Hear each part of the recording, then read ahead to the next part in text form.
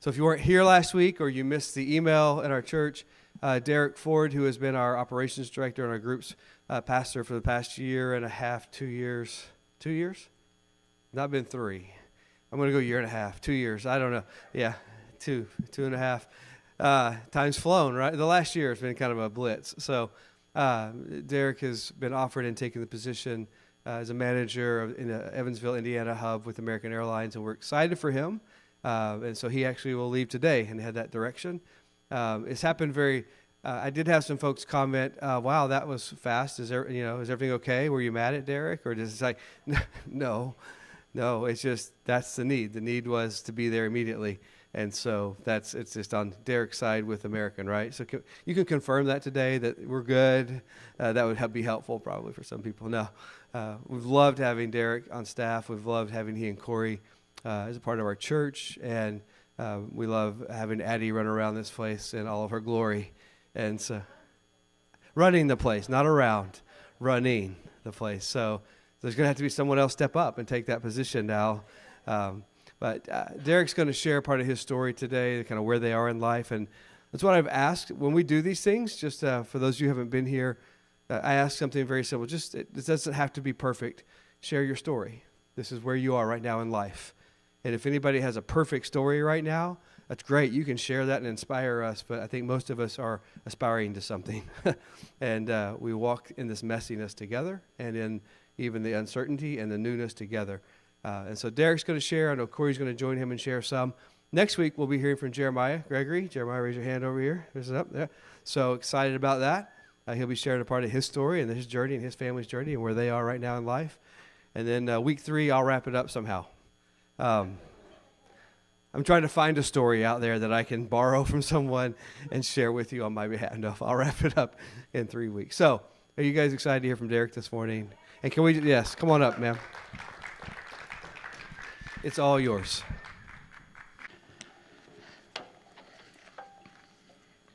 So, throughout our lives, Corey and I have been part of many churches, some obviously separate growing up. We had churches that were critical to forming our lives growing up as kids and teenagers. We both had youth pastors that made a huge impact on our lives and the direction that we went. We also, unfortunately, have had experiences in churches that created a lot of hurt, too. One of the probably biggest times was actually when I was in seminary, training to be a pastor. And the church we were attending at that time, I finished up my spring semester, and it was summertime, and it was actually right when this happened was when Corey's dad's colon perforated, and we were gone for about 2 months because her dad was in critical condition and ICU and all over the place, and stuff was changing every day. So here I am emailing the pastor, giving him updates, what's going on. I'm assuming everybody knows. I'm asking people to pray for us. I'm assuming the church is praying.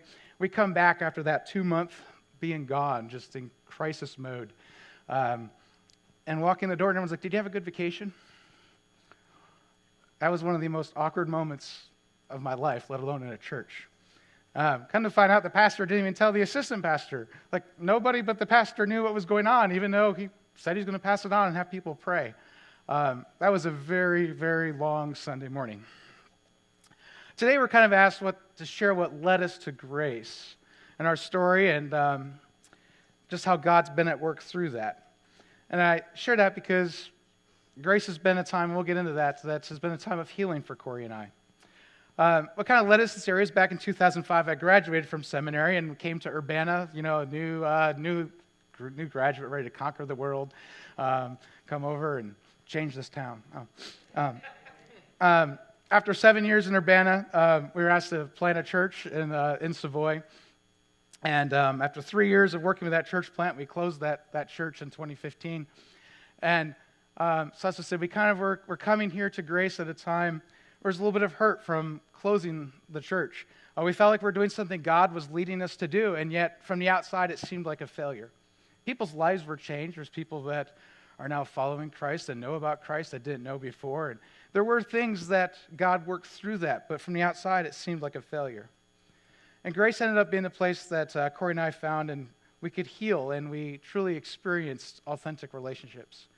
And Corey's going to come up and just share a little bit about kind of her experience here at Grace, I think from day one, and moving forward.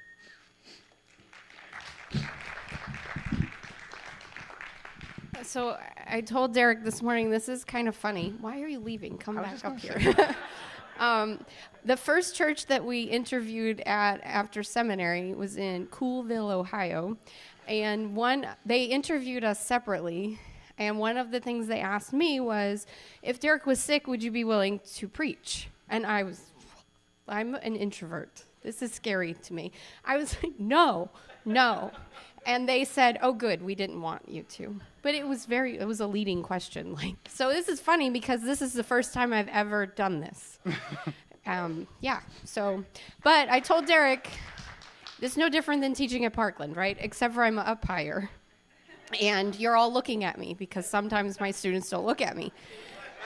So, all right. So our first day at Grace, Addison was 6 months old. It was 4th of July weekend, and I remember that because she had her cute little 4th of July outfit on. You know, as a new mom, those things are important. And we came in the door, and Addison was in desperate need of a diaper change. And we came, we were greeted, as we are still, and I need the bathroom. That's the first thing that I said. And I rushed back to the women's bathroom, and there's no changing table. And so I came out, probably looking like a crazy person, and I ran into Lisa. And I was like, I need a changing table. And she ushered me into the nursery, and I was able to change Addie, and everything was fine. But that was our first, I'm an introvert. I wanted to come here the first Sunday and not be noticed.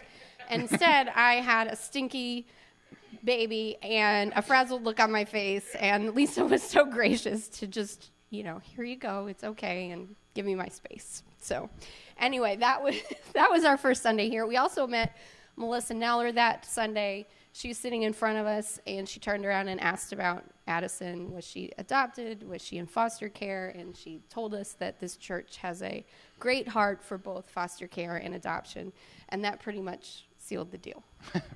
So that was our first Sunday. Jairus asked, I shared at Tuesday Night Book Club what this church means to me.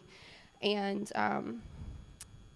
I think the most important thing is Derrick and I come from a very different background theologically. And a lot of Sundays I was here by myself because he was at work, and I would sit in the back during worship, and I just pray, is this where you want us? Is this where you want us? Because it's so different from what we experienced in the past.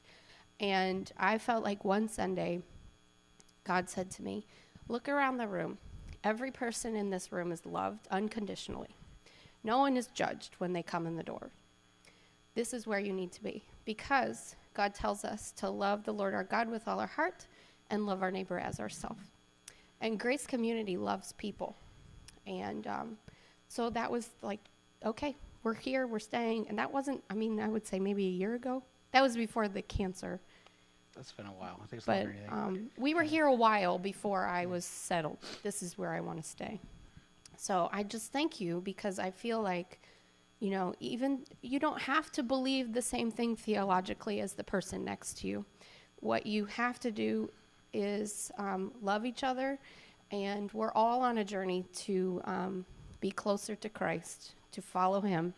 And I love that at this church, we just take each other's hand wherever we're at. We don't expect that everyone is in the same place as us or even believes exactly the same thing. And that's just really meaningful to me.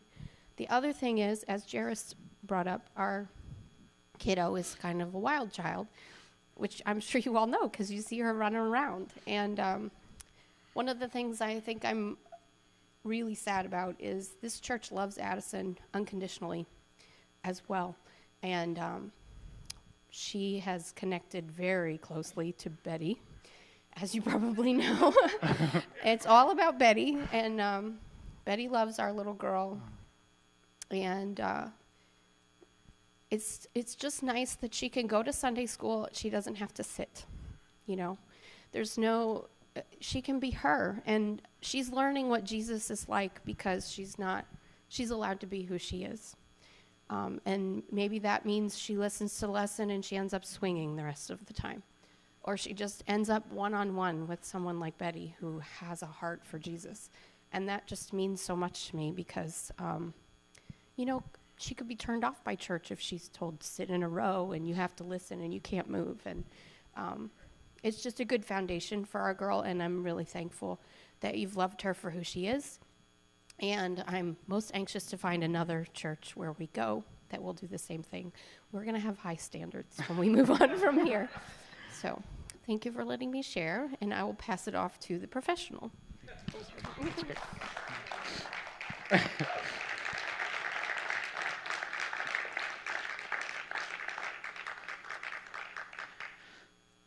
So as I was thinking back about our time, kind of called it God's hand at work in our lives is kind of this overall story. I want to just think of a few things that happened during our time here at Grace, a few events that kind of show how God's hand was at work, even if we didn't see it at the time.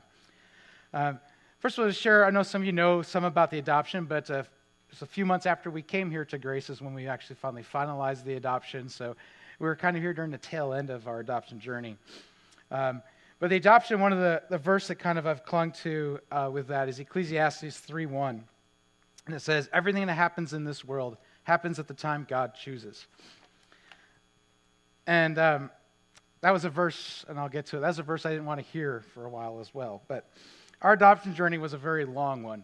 We were in circulation for adoption, so we're starting being shown to birth families. If I remember, it was about late 2007. We were told that adoption would take usually about 1 or 2 years, kind of depends, since birth families look at it and choose you, they can't say it'll be this day. In the beginning, I remember there was excitement, and I didn't mind DCFS coming in and going through our house and making sure it was baby-proofed already without a baby, make sure all the outlet plugs are in and everything, water temperature's right. I didn't mind that in the beginning. Going to monthly meetings that they called support groups that were more like educational and gripe groups, but there really wasn't a whole lot of support to them. But the time went on.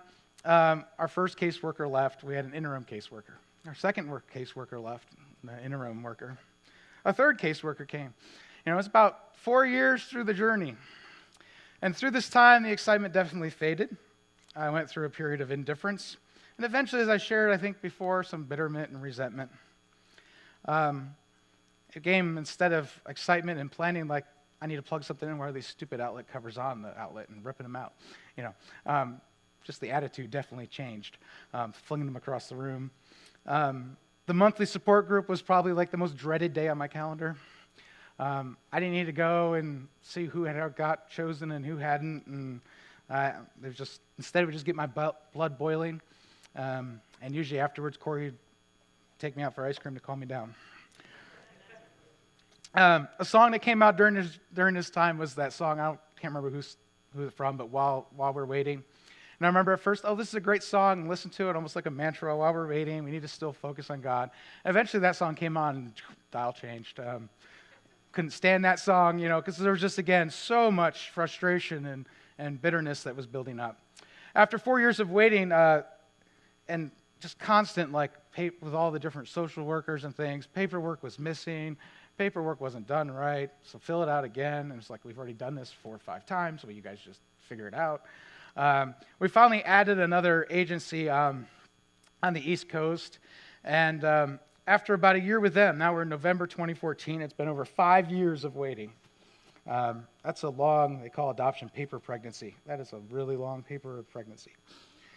After a year with them in November of 2014, I found out again, we actually, I think, had a worker change, and we didn't even know it. No one told us we had a new social worker, caseworker, and I called to follow up and found out they weren't even there anymore. So I was, I was really thrilled with this new agency, too. And found out that paperwork was done wrong there as well, and that for the last year, we hadn't been shown to a ton of birth families that we should have been. To say that I was upset, frustrated, not the most cordial on the phone is probably being mild. This was a very, very difficult time, and there definitely was a lot of anger going on. But during all this, Corey and I prayed that after going through all this junk, just please don't let us have a fall through. Don't have a change of heart. After 5 years, that's the last thing we need. We also kept praying, well, if it's going to happen at this point, you get the birth mother picks you sometime during a pregnancy, and then you have to wait for the child to be born. And we're like, please don't let us get picked like in the third month. We have to wait forever. Let's just be quick. Well, December 15th, 2014. I remember very clearly. I remember where I was driving. I remember what parking lot I pulled into. We got a call. So it was less than a month after fixing our paperwork, we got a call that we'd been matched with a birth mother in Connecticut. And her due date was like December 26th. So yeah, 11 days notice. Careful what you ask for. Because, yeah, I was definitely less prepared that day than I would have been 4 years prior. Like, oh, wow, 11 days now. I haven't thought about this really for 3.5 years probably of really preparing. And so, yeah, our lives obviously went in a whirlwind. And we found out she's going to be born in Hartford, Connecticut, and God already started putting pieces together. Hartford happened to be where a family friend of Corey's lived, and they had an entire basement that they just let us stay at because we ended up being stuck there we were stuck there for probably about a week and a half, and they were stuck at my parents' for up to a month before we were allowed back in Illinois. So that would have been a really expensive hotel bill. So God provided in those cases. By this point, when we started this journey, I didn't work at the airport. By this point, I was working at the airport, and so we could actually fly to the East Coast. And normally if you go up and say, I need to fly to Hartford, Connecticut, like today, that's not very cheap. And oh yeah, I have no idea when I'm coming back. So, God really provided again with those details, and His hand was at work, and we did it in His time, even though, like I said, it was a long 5 years, and I was not happy with His timing for an awful long time. Had it not been up for all that messed up paperwork, actually agency mistakes, our agency actually changed name in here in Illinois, and that kind of slowed things down. We wouldn't have Addie if they would have messed up, showed us all those birth mothers for over a year prior. Who knows who it would have been? I can't imagine it being anyone but Addie. So it was done in God's timing, and He said He'll do it in His timing. It's just not always ours. And I'm not going to kid you, I wish God's timing would have been about 3 years faster, but he knew it in His will that this was the best for Corey and I and our family. Another thing that more recently you guys helped walk through is this last year with going through cancer. I think God showed that His hand's at work through His people. In 1 John 3:18 it says, "Dear children, let's not merely say that we love each other. Let us show truth by our actions." God was at work behind the scenes. I'm not even sure, again, that kind of happened a little quickly too, and we try to keep everyone filled in. But God was at work in the background of that from the beginning as well. I was actually at my grandma's funeral, and I had to officiate the funeral, and like I shared before, it was a very tense time with my aunts and uncles. Of course, everyone afterwards were eating, we're kind of sharing, and found out from my uncle who just recently, my mom had thyroid cancer years prior, my aunt just recovered from it, now my uncle is recovering from the surgery, and he found out that the blood tests that they've been doing on me since my mom had cancer to see if I would get it wouldn't work. The only way to do it would be doing like an ultrasound test.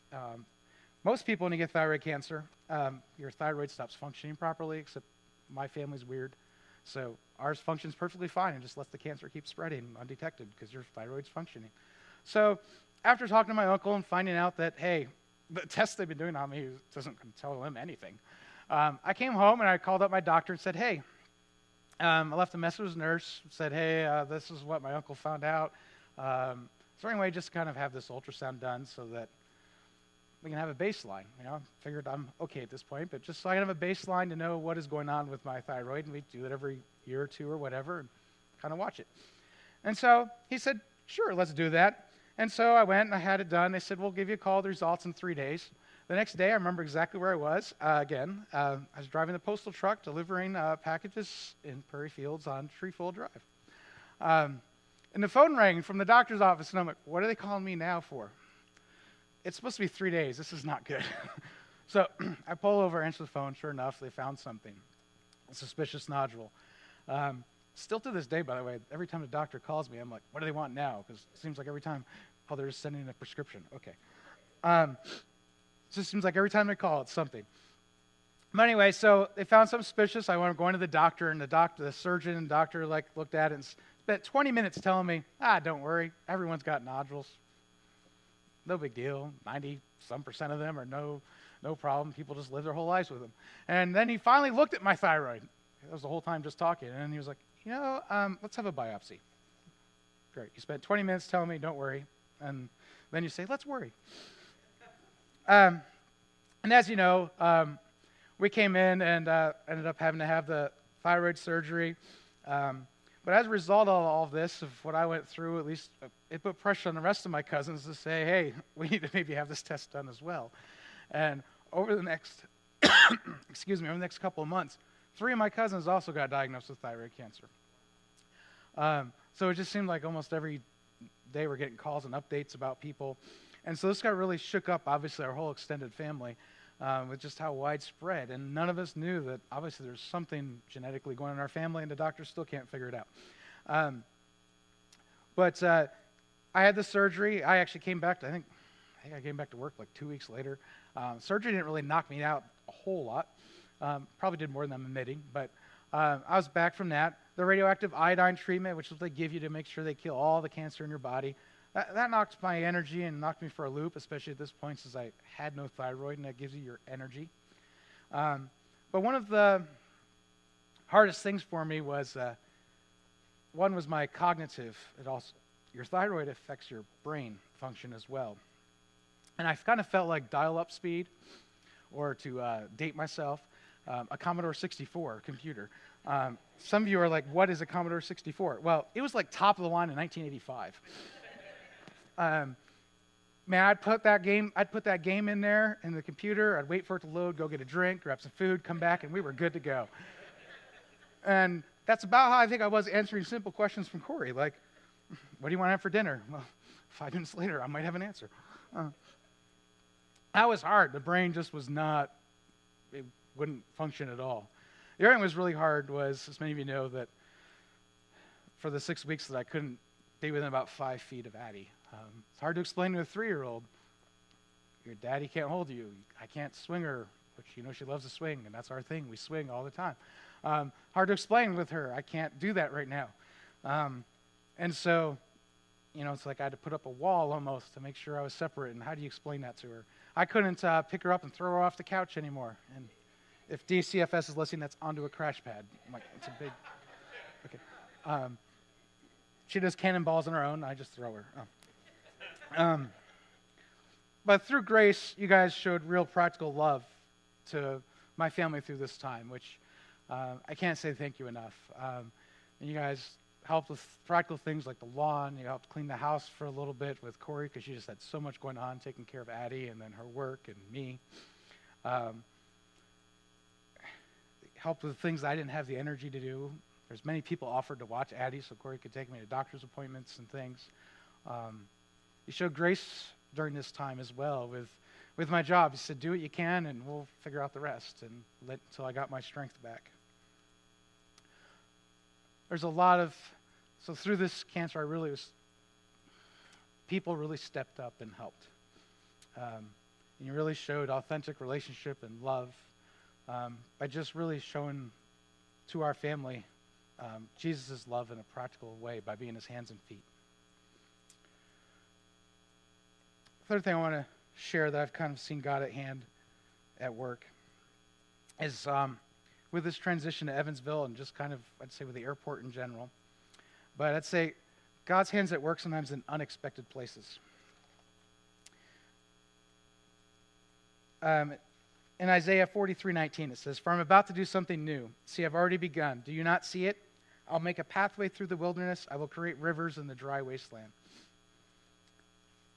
When I applied to the airport back in October 2013, in all honesty, the airport was my plan B, maybe even C. The only reason I ever applied to the airport was because the church plan at that time wasn't going really great, so I had to get another job. So I was looking for another job.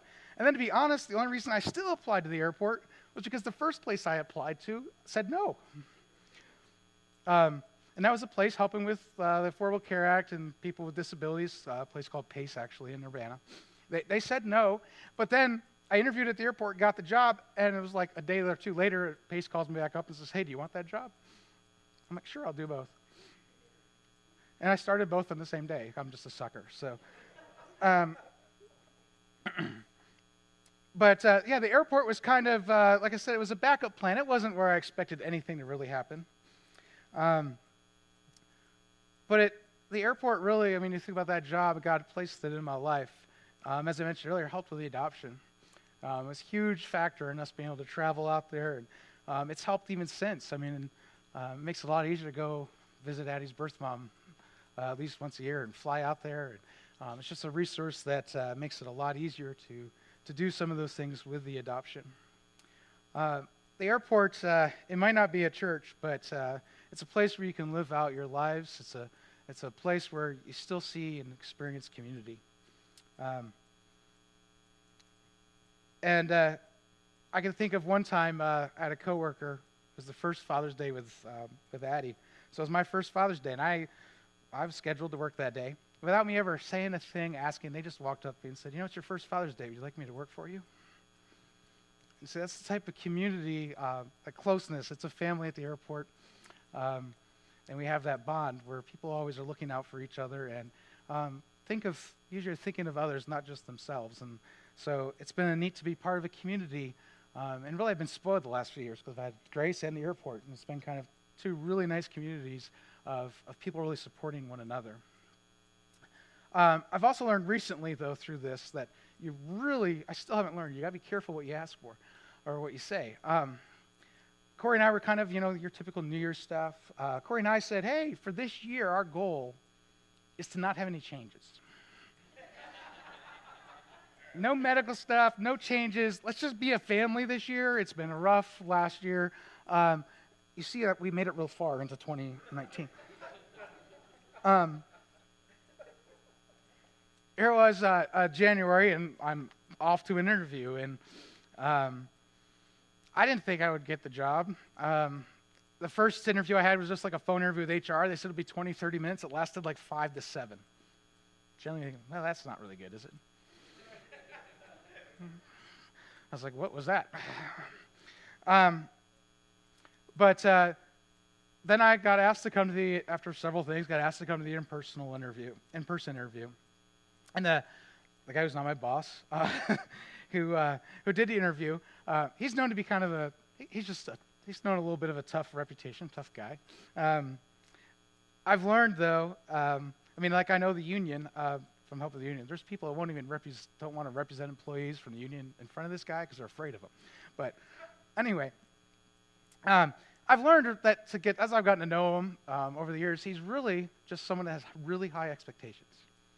And he's got your back, and he will help you meet those expectations. But he wants to do your job, and he wants you to do it well. And he just wants you to excel at it. So he's not really that tough, but he just wants you to succeed. So I walk into this interview with this guy that's got the reputation. And the interview starts off with, tell me your story. And then he goes, no, don't worry about it. I already know more about you than you think I do. And I'm thinking, what? Anyway, and then the interview proceeds. And we get towards the end, and he goes, I'm going to ask you something that I've never said before in an interview, but I feel like it's safe to ask you. And he says, have you prayed about this?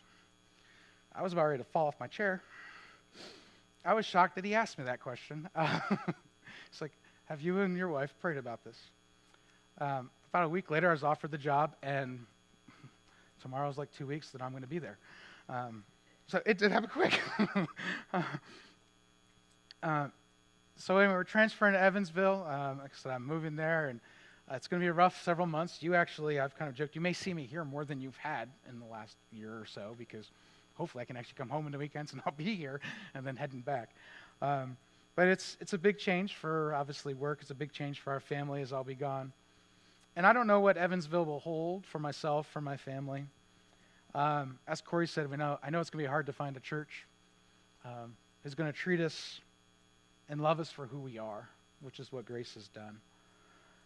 I've been in a lot of churches that say these are our values, and they're values that they're, in all honesty, they're just striving for. This is what we want to be. I feel like Grace, as I look at their values, they're values of relationships, of grace, of generosity. They're values that you already have shown to me, and I know you have. It's values we're trying to hold on to and make sure we do even better at. And it's one of the things I've loved about Grace is that, like I said, you've expressed your generosity. I've seen it to many people. I've experienced it in my life. Like I said, you just love people, pour out upon them. And you're always, if in doubt, you always default this love and grace. What I can hold on to, it's like I said, I don't know what the future holds, but I can hold on to knowing that God's hand is at work. I have to trust when it comes to finding a church, He's going to find one that'll be right for me and my family. And I don't know where you are in your story. I don't know whether you're kind of finishing up a chapter and you're able to look back and see where God was at work, or whether you're right in the middle and thinking, God, where are you?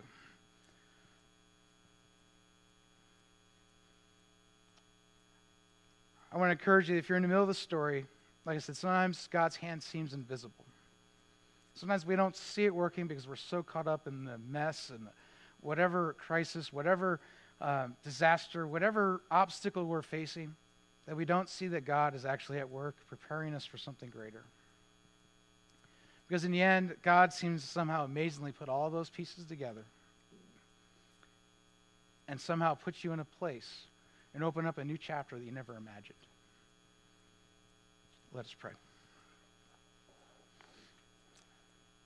Lord God, we come to you and we just thank you for this time to worship together. This time to just reflect today on Corey and I's story, but as we look forward in the several weeks of how God's working in the lives of people right here at Grace. We just ask you to just open up our eyes and see where we are in our story. And help us recognize those small ways, those small pieces that you're at work in our life. And give you credit. Be patient. Be whatever we need to be at that time to be able to see you at work. And let us, as we go through this life, continue to share that love, share that grace with those around us. And we ask this in your name. Amen. Amen. Can we say thank you to Derrick and Corey?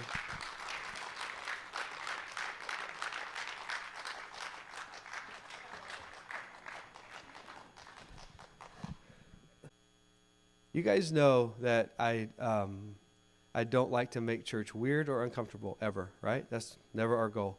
And so if you're comfortable, it's okay. If you're not, it's all right. But I'm going to ask you guys to stand right here. And for those for our staff and our trustees and our leaders, we ask you guys to come forward. We're going to lay hands on these guys and pray for them, ask God to bless their journey. Anyone who's comfortable doing that, you may come forward right now, and we'll pray for them.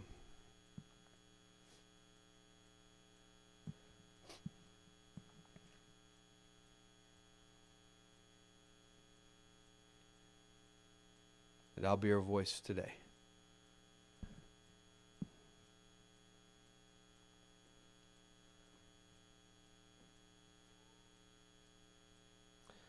Father, thank you for Derrick, for Corey, and for Addie, and for your timing, for the way you've put things together in a way that doesn't ever have to make sense to us because you're a God. But that Derrick and Corey can look back on it and see that it's good. And although we are sad to see them go, we are so excited for the days ahead and for the stories that will continue to be told of your faithfulness for the things that we can't see and we don't understand. God, we pray for the practical things, for safe journey for Derrick back and forth during this mean time between now and them moving to Evansville. For Corey and Addie, that everything would be taken care of, that they would have peace and know your presence, and that Addie would have understanding during this transition. We pray that you would help their home to sell here, that they would find the right home in the Evansville area, and God, that they would quickly walk through the doors of their new church family, and they would know it. And you would make that clear, you would make that obvious, and you would work in very real and powerful ways. We ask you to continue to bless them as a family, to grow them closer together, closer to you. Let them know in this moment and feel your love for them and our deep love for them and how much they will be missed And we honor them in the way they serve you. And we love you. In Jesus' name, amen and amen. We'll all just stand right here. We'll dismiss together. Church, we do what we do because we know that whoever finds God finds life. God bless you. Have a great afternoon.